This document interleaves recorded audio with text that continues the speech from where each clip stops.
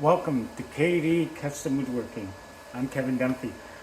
Thank you for tuning in. We're going to do something a little different. I never really donated much to the CNC, and somebody starting out, it's a little bit of a mystery. It's like, oh, I got to do this, I got to do that, and you kind of go down this rabbit hole, and it can be very confusing. I'm just going to go touch on 101. This is really like maybe somebody who's retired and maybe has a few bucks stashed away and wants to get a CNC. Why not? I would. And or somebody's going to do $1 million house and wants to have total control of their cabinets. Hell, that thing's going to pay for itself. First thing I'd do in that $1 million house would build a 4-car garage and put this CNC in. So, or anybody's just curious about it. Because I know a video like this is not going to reach the masses because it's more precise or more technical, but it's really not. I'm going to just show you what I'm doing here. Like I could make a whole kitchen cabinet. We showed that on one of the other videos. Okay, let's go in here. I'm not going to do this screenshot. I'm going to kind of, hopefully this makes sense. This is the cabinet sides right here, like 1, 2. Let me go shift.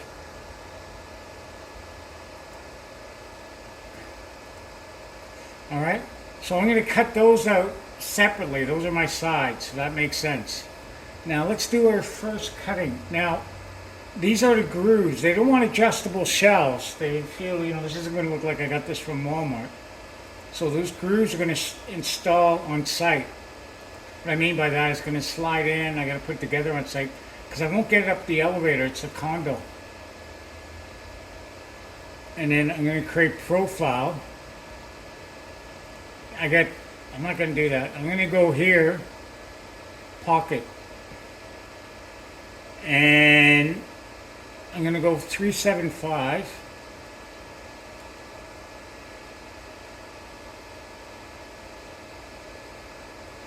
That's my depth. 375 is pretty good. I still got material. It's basically half of 3/4 and 3/4. If I add that together, that 375 comes out to 6/8, which is 3/4. Okay, now let's see the tool. My diameter is 0.5, end mill.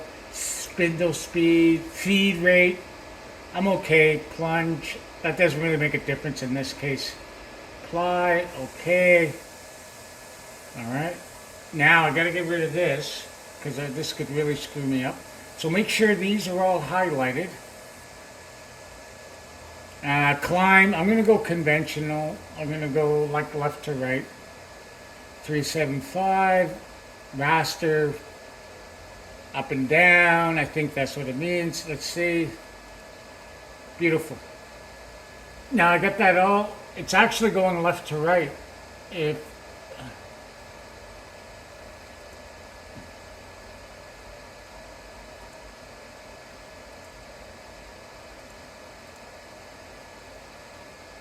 All right. Now I'm going to go here. I'm going to click this. And it's going this way. I'm not a fan of this. Let's get back in here.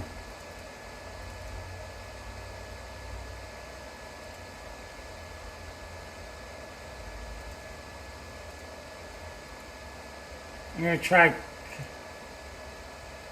Let's see what I got.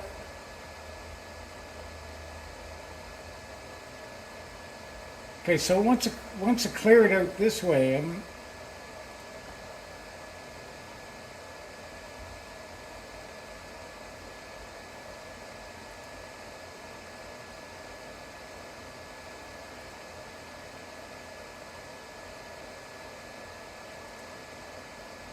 okay, let's try conventional. I'm not feeling this.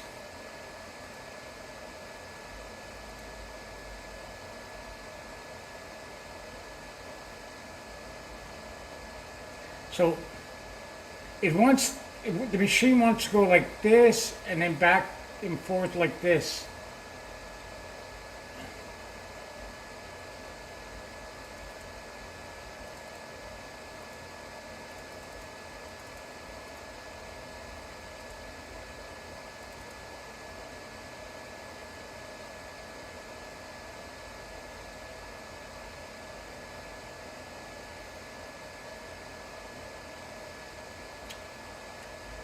So I'm going up and down here, and then after it wants to go like this.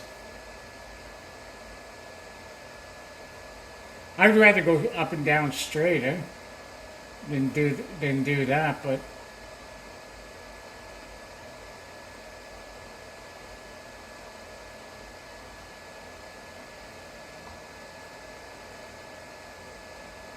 turn up. Okay.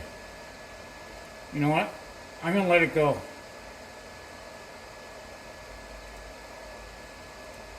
Now save it. I got a folder here. I'm just gonna create a new folder. Call it corner.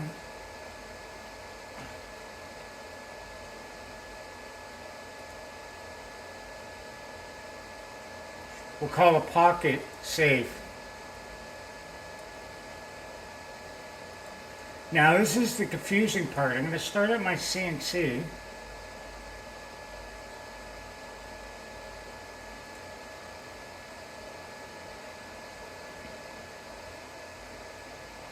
And this is the brains, this is what's running the CNC.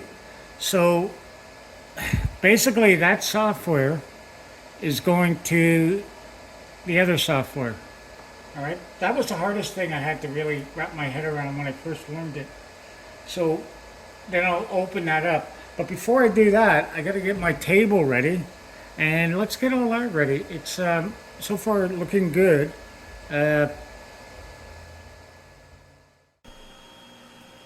Okay, so I'm ready to start here. The big thing when I looked in the software was, you see how it's going left to right? Like, that's going to take forever to go up to that sheet as opposed to being straight up. And the software was what they call area clearance. Most of it has it. There's only a few software that you can do CNC with.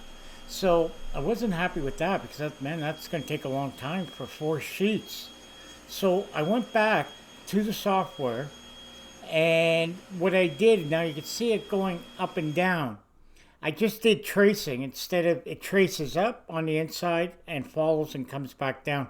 It was a lot cleaner. So little things like that, learning the CNC and how to get, the most productive. Once you get to this stage and you can manipulate the tool paths and things like that, you're on your way to mastering the CNC. Like, nothing will stop you after this. And then next step after this would be 3D. Then you're on your way to mastering 3D software. That'll be your next step. Why do I love, or shops love the CNC? One just get cutting it on saw or get some fancy ass saw. This is the big thing. Like, I'm going to laminate all these together, the groove. I got my left and right. I know my groove and everything else will be exact, but I know when I put these pieces on, right here, I'm going to laminate, and if I go along and feel, this is perfect. Like, sometimes when you start going sheets through, as soon as you get a human involved pushing it, you can get a little variation, a little jiggle, a little whatever. Now I know this is perfectly straight. I got 90 and everything else. So that's really it. The CNC is like an amazing tool, especially if you're by yourself. I remember before I had it, like over 15 years ago. I mean, pushing a sheet of laminate through a saw, you start doing 20 of them in a day, and you feel it. A panel saw is great. It can, save it as opposed to pushing like that. But even with the panel saws, with the stops, when you push the stops back and forth, I've seen it. You can be like a 16th or a 32nd off. Where the CNC, there is no off. It's exact. So now I'm on my way to glue all these. We're going to do another video when I start installing this, and then I'll explain my theory, or whatever you want to call it, in that when I'm trying to search for words, because I wasn't going to talk about this part because it's really about the CNC.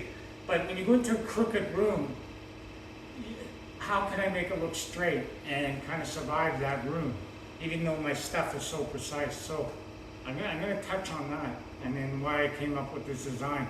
So this is one of our first in a series. I'm calling it 101. We're getting to the end of the video. I'm not going to dwell on too much, try to get too technical. Hopefully I explained it simple, but the beautiful part is this. Now when I drop these pieces in, everything will be exact. I'm a little long here, I did that on purpose. And I got a little bit, a hairline gap there because I'm going 8 feet by 8 feet in the room. And it's a lot of shelves, even though I kind of drew it out by hand, I didn't really do it on computer, it's a lot. So these really go in, and I'm exact. There's no ifs, ands, or buts. But let's say, okay, I don't have a CNC, I like the video, I just want to learn a couple things. Now here, what I've done, I can get that same look. What they like about this bookcase, and what they don't want to see holes in it. Like it came from, I don't know, I won't mention names, but some cheap place. And so he's pretty confident there. There's 12 inches in between. He looked at all his books, everything fits. So this is for my bottom one. And all we'll do, just cut up these, glue this in, put a pin nailer, and that's it. Leave a little bit of a gap, you know, like don't go too tight, because remember what I said, the paint, you don't want to be on the job site. And then that would be it. This is all there is to it, you know. And thank you for watching KD Custom Woodworking. We need your support. We're getting a few subscribers. I like the subscribers I'm getting. I seem to be getting people that are really into woodworking, want to learn more and kind of go on that journey. So please subscribe. I'm going to show how I installed this bookcase. This bookcase, you think it's in a small room, you think it's tiny, but I maximized every square inch. And just to show you some of the shelves, look at all these.